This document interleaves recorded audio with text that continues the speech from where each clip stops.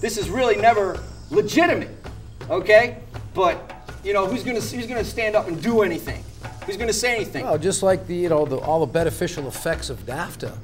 You know, do you have people really opposing that today? This is just another step towards, you know, what we've been warning about for years. You know, we've been doing these shows now for about 2.5 years, and there's been many before us. You know, Alex Jones is an example of a pioneer that has sounded the warning horn. Even those who are committing these atrocities towards us are saying, this is what we're doing to you. And the masses were so dumbed down, we just kind of let it go along and we let them do it.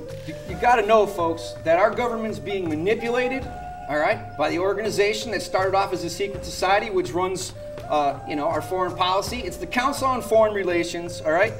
We're being manipulated by the United Nations. We could go into the Bilderbergs and others, but we don't have time. We want to let you know that Codex, when it's implemented, you know, December 31st in 2009, all right, what's going to happen? We're not going to be being served. Who's getting served here, Buzzy? Big Pharma, Big Chemo. Yeah, who's going to benefit from Big this? Biotechna, right? Yep. Big Agrobiz and Big Medica. You better believe it, folks, you know? So let's talk a little bit what Codex does for us. You know, one of the guidelines, just let's talk a little bit. We're just opening up a can of worms here, but one of the guidelines that was set forth by Codex in 1994 defines nutrients as toxins, all right? Right, at the same time, the, what was that, DeShay, yes. Law was put into place in this country. 1994, in right? 1994, and DeShay is a Dietary Supplementary Education and Health Act, which basically says that there are no limitations or restrictions put on food, like vitamin. You can't, you know, it's say not illegal to buy a dozen oranges. Well, they were saying that there's nutrients and herbs are food. That's what the DeShay was saying, and it said, you know, going on to say, we had a nice discussion about this, the difference between common law, what's not forbidden is permitted, and right. then Napoleonic code, what's not permitted is forbidden. And see, this is what's going on. The table's getting turned on us, people. We're not going to have the rights to any nutritions at all. And once again, we have to say that he who controls the food controls the world. So where can we take it from there, Buzz? Well, you know, for people to understand, when we make the statement outright, you know, that foods and herbs are being labeled as toxic, what you have to understand the philosophy of thinking behind this, the perspective in which they're approaching this. Just as like caffeine, for example, affects the body, when science, or say like the FDA, for example, comes up with a standard of, okay, this is a tolerable amount. What they do is they give test animals a certain amount of this toxic to see at what point it dies. This is what you call the LD50 test, where at what point does 50% of these test subjects die?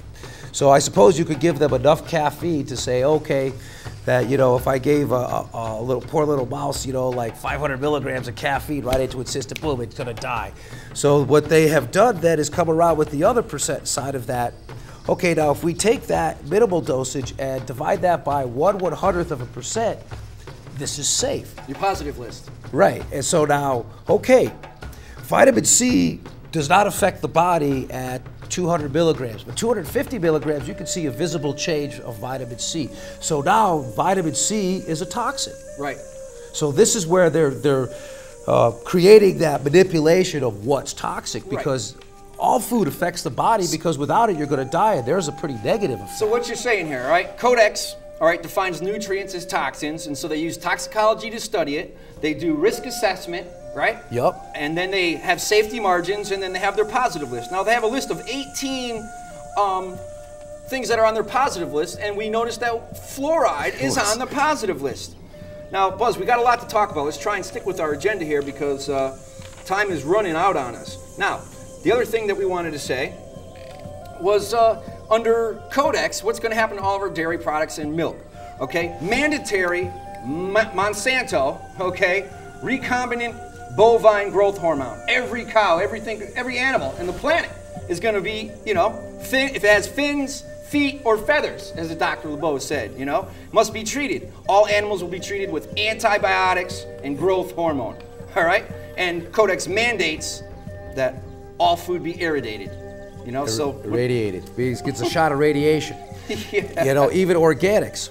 Yep. And one of the things is that Dr. LeBeau had pointed out is that the considered safe levels of these growth hormones and antibiotics is extremely high, very high. Yep. And then one of the other things that she had pointed out here was what's called POP. POTS. POTS, right? Persistent organic pollutants. Yep. And now, since, what was it, 2001, 176 countries had got together, probably through the United Nations, and put a ban on 12 of these POPs that were worldwide. And bad organic chemicals. Right, that are dangerous. And 9 of them were pesticides. Now, through the Codex Alimentarius, 7 of them have been brought back. And Buzz, so what does that mean? What does that entail? If they've been brought back, this is the scary part. Well, with the trade sanctions. Well, now if you don't use them, you're violating it. You're breaking the law. I'm sorry if I confused, but my point was now we import all these foods from other nations, right? Oh, well, because of that, now we cannot stop them through at customs sale that this particular, vegetable from such a country is banned because it contains this. Now we can't stop that anymore. In essence, they can kill you. That's right, people. Population reduction here, folks, right Georgia before Guidestones. We only got about 2 minutes left, and one thing I definitely want to throw out is the WTO joint effort with the Food Agricultural Organization. Their joint report, Diet, Nutrition, and Prevention of Chronic Disease. This is from the WTO and the FAO's own report. And this was just the vitamin and nutrition guidelines, based on the vitamin and nutrition guidelines. And that has nothing to do with all the other documents. Right. Nail it quick. That approximately 3 billion people will eventually die from this. 1 billion from starvation and 2 billion from preventable diseases caused by lack of nutrition. We're talking about cancer, which is the most profitable condition ever, folks. Diabetes and heart disease, right? Yep. Codex Food regulates this, folks, okay? The legalization, okay, of mandated toxicity and undernutrition. You gotta know that, folks. Now, Buzz, check this out. What Codex will bring, okay? And what can we expect under Codex once it's rolled out December 1st, 31st, all right? Dietary supplements could not be sold for preventative or therapeutic use. Potencies will be limited to extremely low dosages. Only the drug companies and big pharma companies would have the right to produce and sell higher potency products at an inflated price. Prescriptions would be required for anything above the extremely low doses of allowed, such as 35 milligrams on niacin. Common foods such as garlic and peppermint, people, would be classified as drugs or a third category, neither food nor drugs, that only big pharmaceutical companies could regulate and sell. Any food with any therapeutic effect can be considered a drug, even benign everyday substances like water.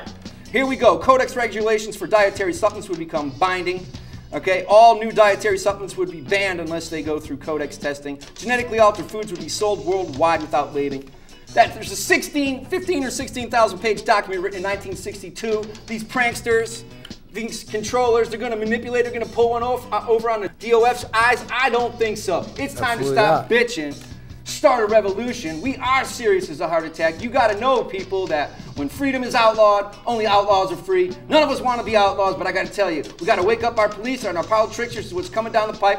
Because I'll tell you, you know what? Even our politicians don't know about Codex. They need a briefing. Who's going to brief them? Got to educate yourself and those around you so you can do what? Not tolerate the politicians, but we don't tolerate our friends and family. And here's a quick little food for thought. Wednesday nights at 9 o'clock right here at Nutmeg TV. Will law enforcement actually enforce that? To arrest somebody for selling a jar of vitamin C that exceeds it, or garlic, or something like that? Will we actually sit down and roll over and play dead? Till next week. Peace out, beautiful people. See you then. This is a test of the emergency bong hit system. This is a test of the emergency bong hit system.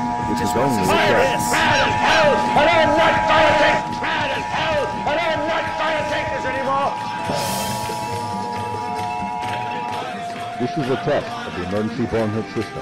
The bong hitters in your area, in voluntary defiance of federal, state, and local authorities, have developed this system to keep you informed in the event of a bong hit emergency. If this had been an actual emergency, the attention signal you just heard would have been followed by official supply information, police scanner news, and emergency bong hitting instructions. This concludes this test of the emergency bong hit system. Quit playing games with God! Wake up, America.